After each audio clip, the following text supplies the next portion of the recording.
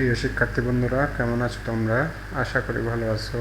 আমি সরওয়ারউদ্দিন আরবি, কলেজের প্রভাষক। আমি তোমাদেরকে এসএসসি 2021-এর প্রথম সপ্তাহের যে অ্যাসাইনমেন্টগুলো দিয়েছে, সেই অ্যাসাইনমেন্টের ফিন্যান্স ও ব্যাংকিংয়ের বিষয় নিয়ে আলোচনা করব।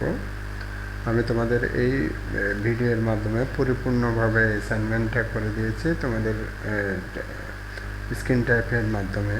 এটা পরিপূর্ণ দেখলে তোমরা পরিপূর্ণভাবে সঠিকভাবে এই অ্যাসাইনমেন্টটা করতে পারবে। ঠিক আছে? তো আমি তোমাদের বলে রাখি, তোমরা অবশ্যই এই চ্যানেলটা সাবস্ক্রাইব করে রাখবা, তাহলে প্রত্যেকটা অ্যাসাইনমেন্টের উত্তর সহ সবগুলো বিভিন্ন অনলাইন ক্লাস সহ বিভিন্ন বিষয় জানতে পারবে। আর যারা চ্যানেলটা সাবস্ক্রাইব করেছো তাদেরকে ধন্যবাদ। তো আমি এখন আমাদের মূল কাজে চলে যাচ্ছি। আজকে আমরা দেখব আমাদের যে অ্যাসাইনমেন্টের প্রশ্নটা যেটা দিয়েছে সেটা। ঠিক আছে? দেখো, 2021 সালের এসএসসি শিক্ষার্থীদের জন্য অ্যাসাইনমেন্ট। তাহলে এটা হচ্ছে যে ফিন্যান্স ও ব্যাংকিং, বিষয় কোড হচ্ছে যে 152। ঠিক আছে? এখানে বলেছে যে এটা হচ্ছে প্রথম অধ্যায়, অ্যাসাইনমেন্ট নাম্বার 1, প্রথম অধ্যায়, অর্থায়ন ও ব্যবসায় অর্থায়ন। আর্থিক ব্যবস্থাপকের সিদ্ধান্ত গ্রহণের ক্ষেত্রে তার অর্থায়ন ব্যবস্থাপনা বিষয়ক জ্ঞান সহায়ক ও বিষয়টির যৌক্তিকতা নিরূপণ করতে বলছে। আচ্ছা, এখানে আমাদের কিছু নির্দেশনা বা সংকেত দিয়েছে। অ্যাসাইনমেন্ট প্রণয়নে নিম্নোক্ত বিষয়গুলো 250 শব্দের মধ্যে ধারাবাহিকভাবে বর্ণনাপূর্বক সম্পন্ন করতে হবে। তাহলে 250 শব্দের মধ্যে আমরা এটা করব। এখানে কি কি থাকবে? অর্থায়নের ধারণা থাকবে, কারবারে অর্থায়নের গুরুত্ব থাকবে, অর্থায়ন ব্যবস্থাপকের কার্যাবলী, আর্থিক ব্যবস্থাপকের কার্যাবলী, তারপর আয় সিদ্ধান্ত, ব্যয় সিদ্ধান্ত বা বিনিয়োগ সিদ্ধান্ত এবং অন্যান্য সিদ্ধান্ত, এইগুলো আলোচনা করতে হবে। ঠিক আছে? তো আমরা বিষয়গুলো জানতে পেরেছি। এখন আমাদের মূল কাজে আসে। আমাদের একটা অ্যাসাইনমেন্টের কভার পেজ করতে হবে। তাহলে কভার পেজের মধ্যে তোমার এগুলো অবশ্যই ইংরেজিতে পূরণ করতে হবে। অ্যাসাইনমেন্টের কমিক নাম্বার, তাহলে এটা 1। অ্যাসাইনমেন্টের শিরোনামটা আমরা দেখেছি। তারপর বিষয় কোড 152, আর বিষয়ের নাম হচ্ছে ফিন্যান্স ও ব্যাংকিং। শিক্ষা বোর্ডের নাম, যেই শিক্ষা বোর্ড সেটা লিখবে। তারপর শিক্ষার্থীর রেজিস্ট্রেশন নাম্বার, এখানে রেজিস্ট্রেশন নাম্বারটা লিখবে। শিক্ষার্থীর নাম, পিতার নাম এবং মাতার নাম, এগুলো লিখতে হবে। আর পরের দুইটা কলাম এটা টিচার এবং প্রতিষ্ঠান দ্বারা পূরণ করবে। আচ্ছা, এখন আমাদের তাইলে মূল কাজে চলে যাচ্ছে। আমাদের কাজটা ছিল যে কি, অ্যাসাইনমেন্ট বা নির্ধারিত কাজ হচ্ছে আর্থিক ব্যবস্থাপকের সিদ্ধান্ত গ্রহণের ক্ষেত্রে তার অর্থায়ন ব্যবস্থাপনা বিষয়ক জ্ঞান সহায়ক বিষয়টির যৌক্তিকতা নিরূপণ। আচ্ছা, তাইলে আমাদের অর্থায়নের ধারণা। প্রথমে, অর্থায়ন তহবিল ব্যবস্থাপনা নিয়ে কাজ করে।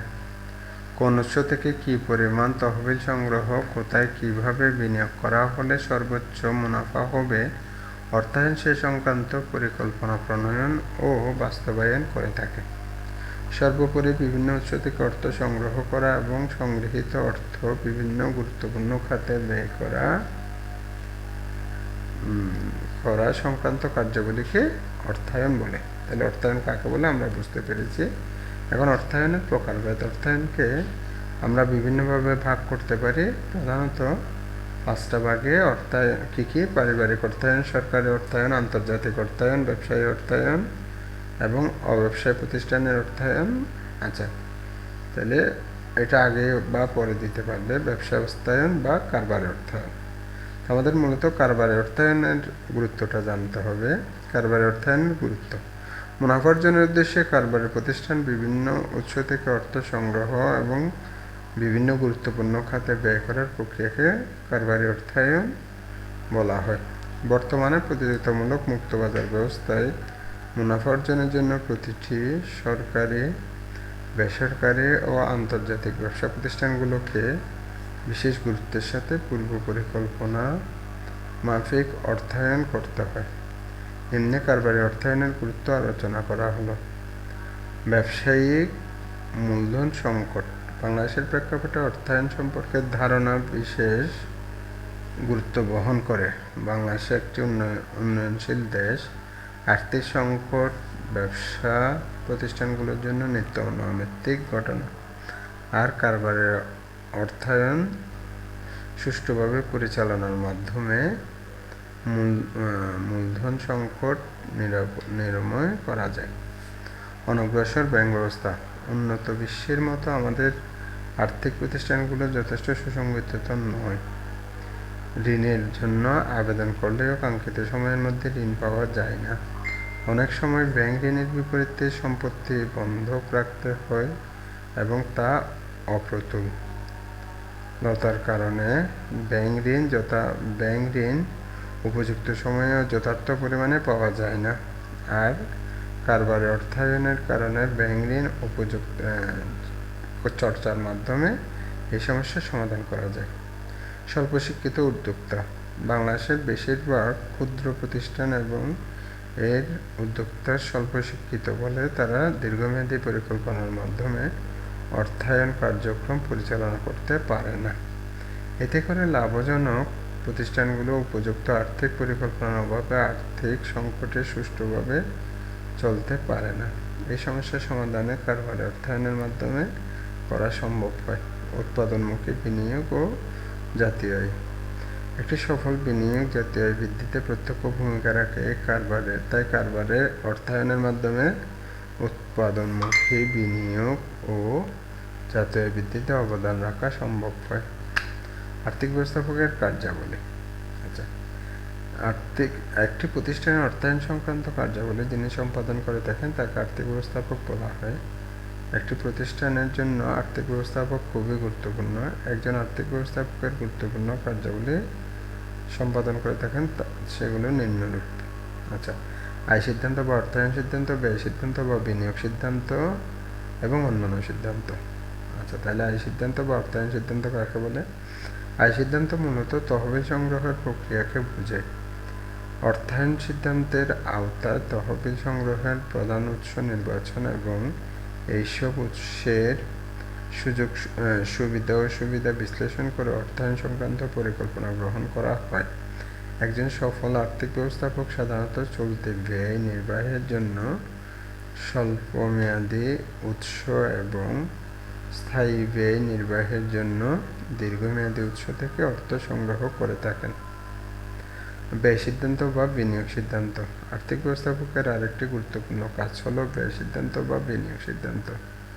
প্রতিষ্ঠান পরিচালনার জন্য বিভিন্ন ধরনের সম্পদ ক্রয়, আয়মূলক খাতে অর্থ ব্যয় করার প্রক্রিয়া হলো বিনিয়োগ সিদ্ধান্ত। একটি প্রতিষ্ঠান মুনাফা অর্জনের জন্য অবশ্যই সঠিক খাতে পর্যাপ্ত পরিমাণে অর্থ বিনিয়োগ করতে হয়। এক্ষেত্রে আর্থিক ব্যবস্থাপককে সতর্কতার সহিত সিদ্ধান্ত গ্রহণ করতে হয়। আচ্ছা, অন্যান্য সিদ্ধান্ত। উপরোক্ত দুটি সিদ্ধান্ত ছাড়াও আর্থিক ব্যবস্থাপককে আরও কিছু গুরুত্বপূর্ণ সিদ্ধান্ত গ্রহণ করতে হয়। এগুলো হলো কী পরিমাণ কাঁচামাল ক্রয় বা প্রতিষ্ঠানের জন্য উপযোগী এবং সে অর্থ কোথা হতে সংগ্রহ করা হবে, এই সিদ্ধান্ত চলতি সিদ্ধান্ত বলা হয়। আচ্ছা, দৈনন্দিন প্রয়োজন নির্বাহ করার জন্য কী পরিমাণ নগদ অর্থ রাখা উচিত, তারপর যেসব উৎস ও তহবিল সংগ্রহ করা হয় এবং তাদের প্রাপ্য প্রদান করা ইত্যাদি আর্থিক ব্যবস্থাপকের গুরুত্বপূর্ণ সিদ্ধান্ত। আচ্ছা, তাহলে আমরা একটা উপসংহার দেব। উপসংহারে অর্থায়ন একটি চলমান প্রক্রিয়া। এই প্রক্রিয়ায় সঠিকভাবে ব্যবহার ও অনুসরণের মাধ্যমে প্রতিষ্ঠান সফলতা ও বিফলতা নির্ভর করে। তাই অর্থায়নের সকল মূলনীতিসমূহ অনুসরণ করে অর্থায়নকে যথাযথ প্রক্রিয়া অনুসরণ করার মাধ্যমে প্রতিষ্ঠান সাফল্যের চেষ্টা করতে হবে। আচ্ছা, তাহলে আমরা এটা কোত্থেকে পেয়েছি? নবম দশম শ্রেণীর পাঠ্য বই ফিন্যান্স ব্যাংকিং প্রথম অধ্যায়। ঠিক আছে, তো আশা করি সবাই বুঝতে পেরেছ। তোমরা এটা পরিপূর্ণভাবে লিখে ফেলতে পারবে। তো পরবর্তী অ্যাসাইনমেন্টগুলোর উত্তর পাওয়ার জন্য তোমরা অবশ্যই এই চ্যানেলটা সাবস্ক্রাইব করে রাখবে। আর তোমাদের যদি ভালো লাগে তোমরা এটা লাইক করবে এবং তোমাদের বন্ধুবান্ধবের কাছে শেয়ার করবে। তো আজ এই পর্যন্ত। সবাই ভালো থাকো, সুস্থ থাকো। আল্লাহ হাফেজ।